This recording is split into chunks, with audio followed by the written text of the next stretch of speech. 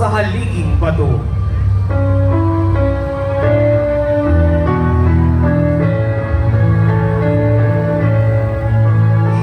Iginapos na si Kristo sa isang haliging bato, tinampas na walang todo,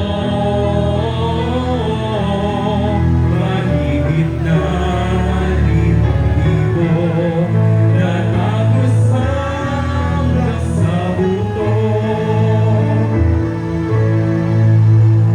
Dinala ng mga saserdote si Jesus kay Pilato upang ipapako sa krus. Gayunpaman, batid ni Pilato na inggit ang nagdala sa kanila sa kanya. Kung kaya't ang naging desisyon ni Pilato ay ipahagupit na lamang si Kristo. Siya ay iginapos sa isang haliging bato at sinimulang paghahagupitin ng mga kawan. Ang imahe ng si Jesus ay ginapos sa haliging bato ay nasa pangangalaga ng bahay dalangina ng mahal na Birhen ng Santo Rosario ng Nayon ng Bibig.